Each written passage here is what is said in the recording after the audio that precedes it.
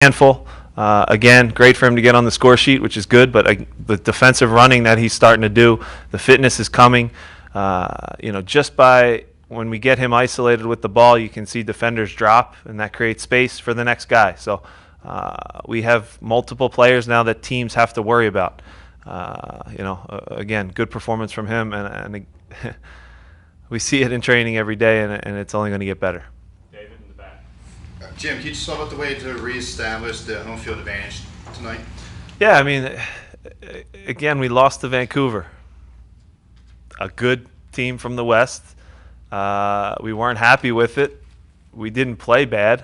So again, I don't know if people think that we were in a really bad spot and the wheels were falling off this thing. It wasn't the case. You don't have Sapong, you don't have Herbers, you don't have Letou, you lose in Aguera. Maybe there is and you still look at every game and watch the tape. We were in every game. This team doesn't get beat bad. So, yeah, we lost to Vancouver at home, but again, I'll take 10-1-2. I'd sign up for that any day of the week at home. We're good here, and we were good against Vancouver. So, I still think that there's a lot of season left, and we're going to get better. Other teams are going to improve in the window as well, but I like my group of guys, and I'll put them up against anybody in the league. Jack, you're in front. Does having two All-Stars show a little growth in the program beyond just tonight's game? It's excellent. Yeah, it's great for the club because the Union badge will be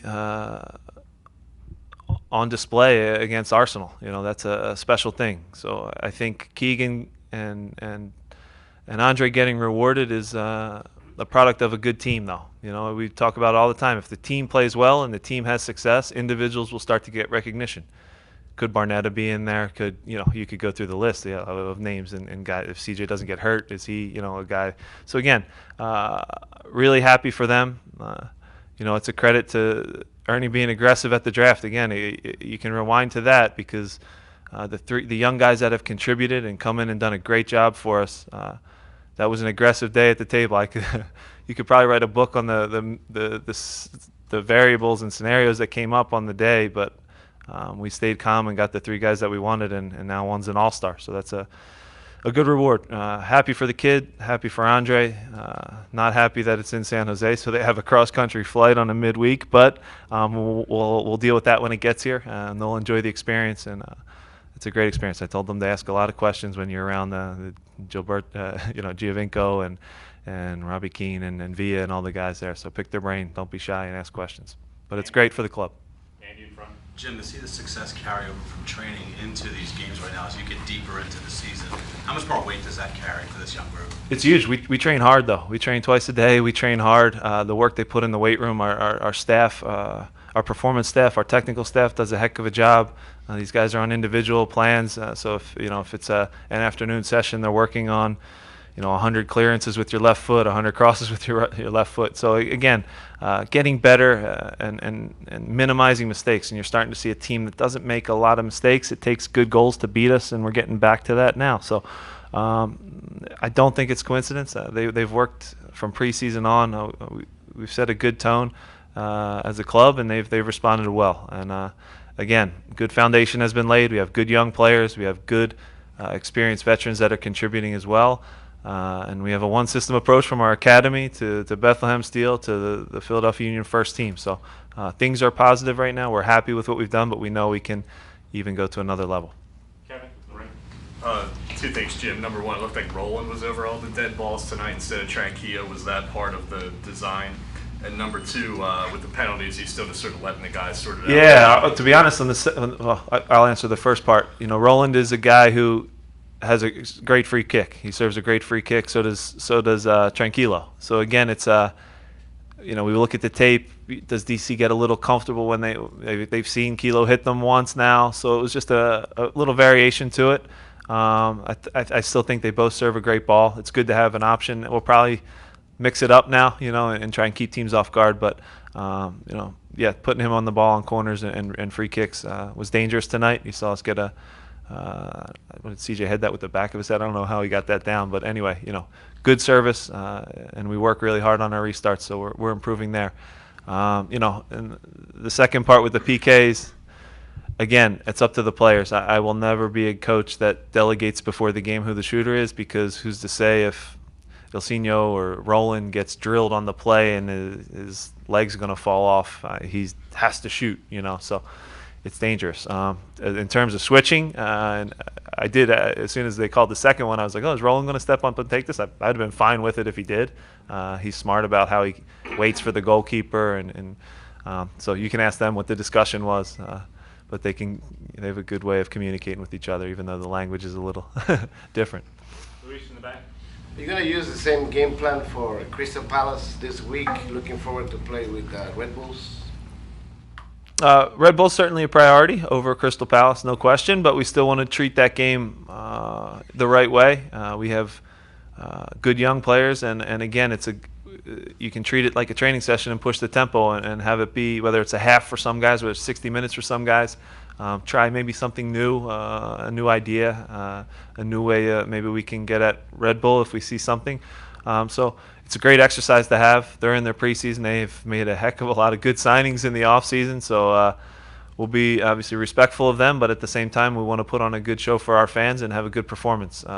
You learn a lot from those games. You can see how guys respond. We'll probably be in a little better shape than they are, so that's something that we can use to our advantage. It'll be good for some guys that maybe don't get a lot of minutes and you guys don't get to see, to get rewarded. We'll treat it the right way, and again, Sunday against Red Bull obviously sets up as a huge game. Anna, second row. Regarding penalties, looking back to the New England game, you had 2 saves. Today you had 2 scored. With the U.S. Open Cup, winding down, is it something you work on in practice over the year, or is it something that Yeah, players I mean, work on their own? it's we'll hit them occasionally if a game, for example, if it's a 7v7 is tied at the end to win it, so there's a little pressure on them. We'll put them through PK. So you work on it. Again, man, you can take them 1,000 times, but nothing's quite like when 20,000 people are staring at you and you're in that moment. So practice is good on PKs, but I'm still a big believer. That's my new favorite one on the commentators when they go, oh, I could see it in his face that he was going to miss. Okay, sure you did. That's great. Again, until you've been there, until you've gone through those moments, they're not easy. So you try to replicate it. You can work on it and practice it, but nothing kind of replicates it quite like doing it in an Open Cup final or in a different situation. So. Last 2, Paul and Jonathan. With CJ back in the lineup, how does that change the dynamic of the offense? Yeah, you can just ask the other center backs in the league.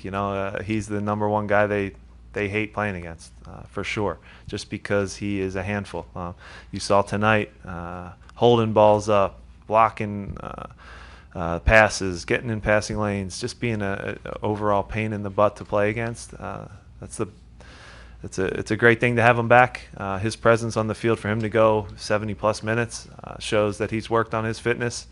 He was excited, really happy to be back, and I told him, people remember how you start and how you finish, right? In the middle now, he's had a little setback with an injury, an ankle injury, but he has to finish this season strong if he wants to be remembered and talked about, and he knows that, and you could see some energy tonight, a bounce in his step. He unfortunately he didn't get a goal tonight, but at the same time he worked his tail off, and it was a great CJ Sapong performance. But the best guys to answer your question are center backs in MLS, because enough of them have told me they don't like playing against CJ, and that's the ultimate compliment, respect of your peers. Talked about the penalties a little bit a minute ago, but another angle of that is Ilsinho apparently really wanting to score finally, get a ball with someone on the back, and to do it not just once but twice tonight. Yeah. Huge, great for confidence. I prefer the second goal that he scored. The PK is great, but to score in the run of play on the knockdown, he hit that pretty well. It takes a special effort to beat Bill Hamid. I think you saw that on the night. He made 5 or 6 saves that make you scratch your head. Great goalkeeper, 2 great goalkeepers on the field tonight. But for Ilsinho to, again, get the PK, good. Most happy with how he was in the run of play, dangerous, and then to get rewarded with a great strike. You could see that it meant a lot to him. He's confident now. And again, the league will be on watch when they go against Ilsinho. It's not an easy thing to defend. Thanks, guys. Thank you.